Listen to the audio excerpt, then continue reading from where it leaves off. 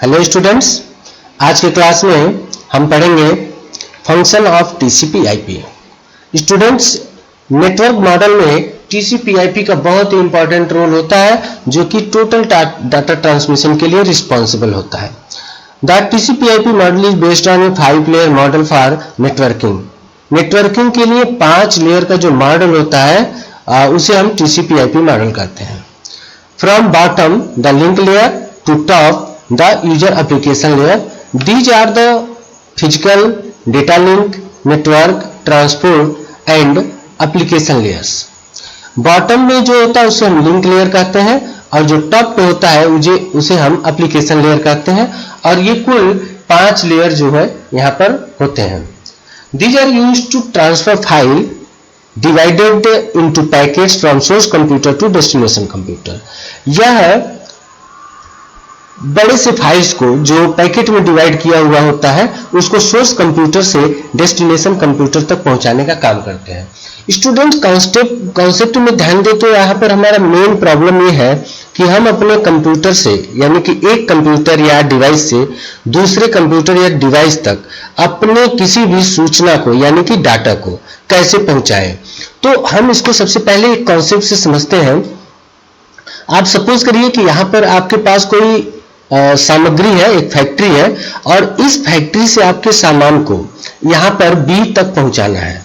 Okay, तो सबसे पहले हम यहाँ पर विचार करते हैं कि इस फैक्ट्री से जो सामान बी तक पहुंचाना है वह सामान कितना है। तो सपोज करिए कि आपके पास 10 ट्रक का सामान है और उस 10 ट्रक्स के सामान को हम ऐसा कर सकते हैं क्या कि हम एक ही ट्रक में लाद दें। ऐसा नहीं करते, हम 10 ट्रक में लादते हैं।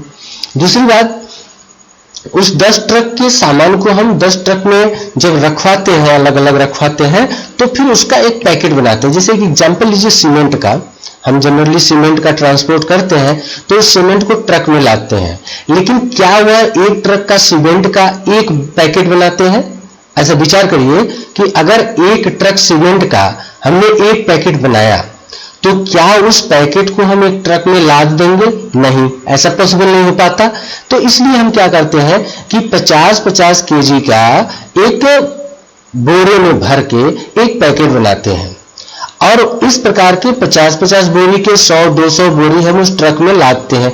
यानी कि एक सीमेंट के बहुत बड़े कलेक्शन को छोटे छोटे बोरे यानी पैकेट में हमने डिवाइड किया। क्यों डिवाइड किया? क्योंकि उसका ट्रांसपोर्ट हमारे लिए इजी हो जाएगा। ओके, क्लियर हो गया। अब हम एक ट्रक में उस पैकेट्स को लाद दिया, फिर ऐसे 1, 2, 3, 4 बहुत सारे ट्रक में हमने उसको कैरी किया। ऐसा हम इसलिए करते हैं क्योंकि जो लेबर या जो साधन यूज करके हम उस पैकेट्स को ट्रक में कैरी कर रहे हैं वह साधन अपना उसको कैरी कर सकता है कि नहीं, ऐसा क्लियर करना होगा। दूसरी बात कि अगर हम यहां से जो डाटा यहां तक, यानी डाटा मतलब सामग्री जो लेके जाने वाले हैं, सपोज करिए कि आप उसको ट्रेन में लाद दिए, तो डिफाइन ये करना है कि क्या आपको यहां से यहां तक जाने के लिए ट्रेन का रूट है कि नहीं। तो अगर ट्रेन का रूट नहीं है तो आप ट्रेन का यूज नहीं कर सकते। उसी तरह से अगर आप ट्रक में लाद रहे हैं तो ट्रक का भी रूट यहां से यहां तक है कि नहीं, ये भी पहले हमको डिसाइड करना होगा। यानी कि रूट पर डिपेंड करेगा कि हम उस पार्टिकुलर चीज का पैकेट कितना बड़ा बनाएं। ओके, तो सबसे पहले अब यहां बात करते हैं कि ये जो लेबर हमारे जो होंगे, मजदूर जिसे पैकेट को ट्रक में रखना होगा, तो वो लेबर, फिर एक उसमें ड्राइवर होगा जो ट्रक चलाएगा, एक जो फिर उसको ट्रक से अनलोड करेगा, या फिर जो उसको कलेक्ट करेगा, जो उसकी गिनती करेगा। सपोज हम ट्रक में लाद रहे हैं, लेबर लाद रहे हैं, तो फिर वहां पे क्या होता है कि एक होता है जो उसकी काउंटिंग करता है कि टोटल नंबर ऑफ पैकेट्स 100, तो एक गिनती करने का काम हो गया। तो आप यहाँ पर देख रहे हैं कि उस पर्टिकुलर सामग्री का इस फैक्ट्री से यहाँ तक डिलीवरी करने में बहुत सारे लोगों का रोल प्ले हो रहा है। तो ये लोग कौन हैं जो इस ट्रांसमिशन में भाग ले रहे हैं? तो एक्चुअल में जो सामान को एक स्थान से दूसरे स्थान पर पहुंचाने में विभिन्न प्रकार के लोगों का रोल प्ले हो रहा है। उसी प्रकार से स्टूडेंट्स इस कि डाटा को भी ट्रांसफर करने में यही कॉन्सेप्ट आपका काम करेगा। ओके, अब यहां से हम बात करते हैं, ये जो application layer, transport layer, internet layer और लिंक लेयर है, ये सभी उसी प्रकार से बंडल को यानी कि सूचना को पहुंचाने वाले लेयर्स हैं, जिसको हम क्या कहते हैं, प्रोटोकॉल कहते हैं। जैसे किसी ने कहा कि एक गाड़ी को हम इस स्पीड में चला सकते हैं, यानी प्रोटोकॉल है, यानी कि एक रूल है। कोई कहता है कि इस गाड़ी में हम इतने ही सामग्री ला देंगे, तो ये प्रोटोकॉल है, यानी रूल है। उसी प्रकार से ये जो application layer, transport layer, internet layer है, ये सभी प्रोटोकॉल्स हैं, यानी कि सॉफ्टवेयर है जो पार्टिकुलर काम के लिए यहाँ पे तय किए गए हैं, डिसाइड किए गए हैं। तो सपोज करिए कि यहां से आपको एक मैसेज यहां पे भेजना है, तो सबसे पहले आप क्या करते हैं कि यहां से एक मैसेज को, जो बड़ा सा होगा 10 MB, 1 MB या 1 GB का होगा, उस एक बड़े से मैसेज को छोटे छोटे पैकेट में डिवाइड करते हैं। और उस पैकेट को, जैसे मान लीजिए कि यहाँ पर एक बड़े से मैसेज को अपने 1, 2, 3, 4 ऐसे पैकेट में डिवाइड किया। पैकेट में डिवाइड इसलिए करते हैं क्योंकि हम एक बड़ा सा मैसेज अगर नेटवर्क पर भेजेंगे तो वह नेटवर्क में आसानी से वे नहीं पाएगा, रास्ता नहीं पाएगा, इसलिए आपका मैसेज डेस्टिनेशन तक आसानी से नहीं पहुंच पाता है। फिर यहां पर इस पैकेट को हम नंबरिंग करते हैं, 1, 2, 3, 4, 5 सभी पैकेट को नंबर कर दिया जाता है। ओके, और नंबर करने के बाद फिर से हम इस पैकेट्स को एक नेटवर्क में भेजते हैं। उसी प्रकार से जैसे मान लीजिए यहां पर हमने 10 ट्रक सीमेंट का लोडिंग किया, और उस ट्रक को हम जब रास्ते पे भेजते हैं तो सभी ट्रक अपने अपने माध्यम से होते हुए कोई रास्ता चेंज कर लेता है, यानी कि विभिन्न माध्यमों से होते हुए इस डेस्टिनेशन तक पहुंच जाते हैं। और फिर यहाँ पे काउंटिंग की जाती है कि जो 10 ट्रक यहाँ से चले थे वे 10 के 10 है कि नहीं, और जो 10 ट्रक आए थे, जो सामग्री लेके आए थे, वह पार्टिकुलर सामग्री भी उसमें उचित मात्रा में पहुंची कि नहीं। तो उसी प्रकार से यहाँ पे दो जो प्रोटोकॉल है अपने, एक है TCP और दूसरा है IP। ये दोनों, और जिस TCP और IP के यहाँ पे जो लेयर्स होते हैं, application layer, transport layer, internet layer और लिंक लेयर, वे अपना काम करते हैं। अब यहाँ पर application layer, transport layer, internet layer, जो TCP IP के प्रोटोकॉल्स हैं, उसमें से एक होता है आपका जो TCP। वह क्या करता है कि इन बड़े से मैसेजों को छोटे छोटे पैकेट में ऐसे डिवाइड करता है और उसे नंबर कर देता है, नंबरिंग कर देता है 1, 2, 3।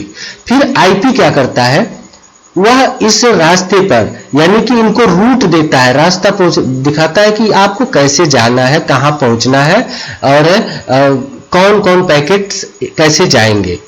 तो जब IP यहां से सेंड करता है तो ये पहुंचता है दूसरे जो डेस्टिनेशन कंप्यूटर है उस कंप्यूटर के पास।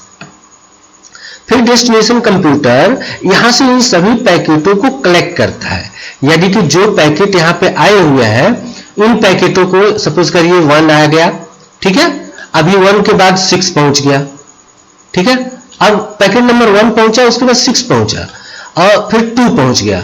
ऐसे हो सकता है कि बारी बारी से सभी पैकेट यहां पे पहुंचे, और जैसे सब पैकेट यहां से जितने चले थे सबके सब जब पहुंच जाते हैं तो फिर अपना TCP, ध्यान रखिएगा, TCP पैकेट को डिवाइड करने और असेंबल करने का काम करता है, IP उसको भेजने का काम करता है।